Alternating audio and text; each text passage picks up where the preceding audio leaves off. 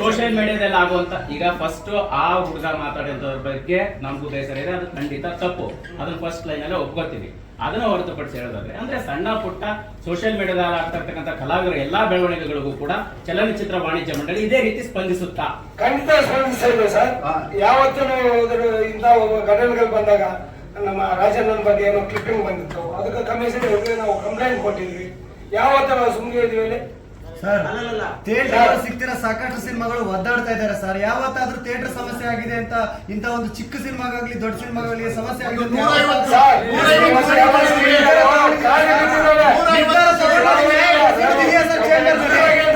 Chamber ನಲ್ಲಿ ನಿರ್ಧಾರ ತಗೊಂಡು ನ್ಯಾಯ ಕೊಡಿಸಿರುವ ಒಂದೇ ಒಂದು ಉದಾಹರಣೆ ತೋರಿಸಿ ಸರ್.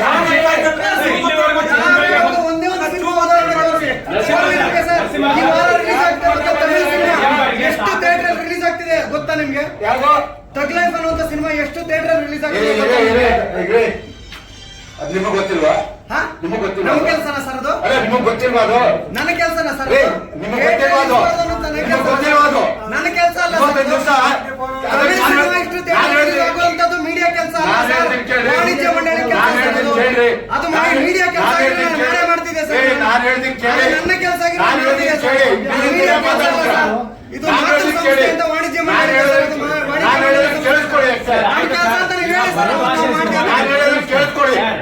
ಒಂದ್ ನಿಮಿಷ. ರಾವಣ್ ಅನ್ನೋ ಒಂದು ಪಿಕ್ಚರ್ ದಯವಿಟ್ಟು ರಾವಣ್ ಅನ್ನೋ ಒಂದು ಪಿಕ್ಚರ್ ಬಿಡುಗಡೆ ಆದಾಗ ಎಂಟೈರ್ ಬೆಂಗಳೂರಿನಲ್ಲಿ ಎಲ್ಲಾ ಥಿಯೇಟರ್ಗೂ ಹೋಗಿ ಎಲ್ಲಾ ಪ್ರಿಂಟ್ ಇಟ್ಕೊಂಡ್ ಬಂದು ನಮ್ಮ ನಿಂತಿತ್ತು ಏನು ಕರಾರು ಕರ್ನಾಟಕದಲ್ಲಿ 27 ಚಿತ್ರಮಂದಿರಗಳಿಗೆ ಮಾತ್ರ ಬಿಡುಗಡೆ ಆಗ್ಬೇಕು ಪರಭಾಷೆ ಇರುವುದು. 2ನೇ ವಾರ ಆದ್ಮೇಲೆ ಬೇರೆ ಹೋಗ್ಬೇಕು. ನಾನು ವಿಷಯಕ್ಕೆ ಬರ್ತೀನಿ, ದಯವಿಟ್ಟು ಯಾರು ಇದನ್ನ ಡಿಸ್ಟರ್ಬ್ ಮಾಡಬೇಡಿ. ಆ ಸಂದರ್ಭದಲ್ಲಿ ಅವತ್ತು ನಾವು ಮಾಡಿದನ್ನ ಸಿಸಿಐಗೆ ಕೇಸ್ ಹಾಕಿದ್ಮೇಲೆ ಸಿಸಿಐ ನಮ್ಗೆ ಏನ್ ಆಜ್ಞೆ ಮಾಡಿದ್ರೆ ಇವತ್ತಿನವರೆಗೂ 1.5 ಕೋಟಿ ಖರ್ಚು ಮಾಡಿದ್ವಿ. 1.5 ಕೋಟಿ ಖರ್ಚು ಮಾಡಿದ್ವಿ. ನಮ್ಗೆ ಗೊತ್ತಾ ಸುರೇಶ್ ಅವ್ರೆ? ಪ್ರಯತ್ನ ಮಾಡಿದ್ರಿ. ಕೇಳಿ ನಮ್ಮವ್ರು 2-3 ಜನ ಹೋಗಿ ಪ್ರತಿ ವಾರ ಕೇಳಿಸ್ಕೊಳ್ಳಿ, ಪ್ರತಿ ವಾರ ಡೆಲ್ಲಿ ಕೋರ್ಟ್ ನಲ್ಲಿ ಅಲಿತಾ ಇದ್ದಾರೆ. ಯಾಕೆ ಅಂತ ಹೇಳಿದ್ರೆ ಇಡೀ ಭಾರತದಲ್ಲಿ ಯಾರು ಯಾವುದೇ ಕಾರಣದಲ್ಲೂ ಬಿಸ್ನೆಸ್ಗೆ ತೊಂದರೆ ಮಾಡಬಾರದು, ಅವರವರ ಬಿಸ್ನೆಸ್ ಅವರು ಮಾಡಬೇಕು. ಇದನ್ನ ಮಾಡಿದ್ದು ತಪ್ಪು ಅಂತ ಹೇಳ್ಬಿಟ್ಟು ಇವತ್ತು ನಮ್ಮ ವಾಣಿಜ್ಯ ಮಂಡಳಿಯ 3 ಜನ ಅವತ್ತಿನ ಪದಾಧಿಕಾರಿಗಳ ಮೇಲೆ ಕೇಸ್ ಆಗಿದೆ. 1.5 ಕೋಟಿ 1.25 ಕೋಟಿ ಇಲ್ಲಿವರೆಗೂ ನಾವು ಖರ್ಚು ಮಾಡಿದ್ದೀವಿ. ನೀವು ಯಾವ ಮಧ್ಯ ಪ್ರವೇಶ ಮಾಡಬಾರ್ದು ಅಂದ್ಮೇಲೆ ಕೋರ್ಟ್ ತಾಕೀತು ಮಾಡಿದ್ಮೇಲೆ ನಾವು ಕೋರ್ಟ್ ತರಬೇಕಾ ಬೇಡವಾ?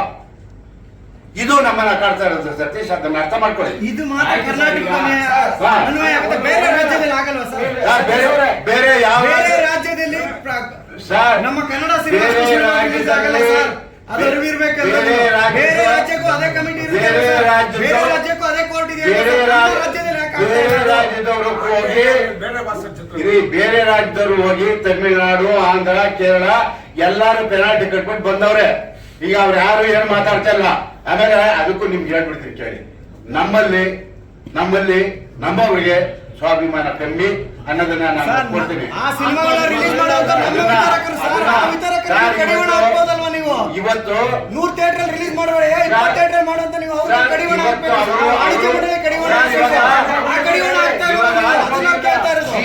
ಸಿಸಿಐ ಬಗ್ಗೆ ಬಂದ್ಮೇಲೆ ಅವರು ಕೂಡ ಅವರು ವಿತರಕರಿಗೆ ಯಾವ ಕೋರ್ಟ್ ಇದೆ ಸರ್? ವಿತರಕ ಯಾರು ತಮಿಳುನಾಡು ಕನ್ನಡದವರೇ ಇರ್ತಾರೆ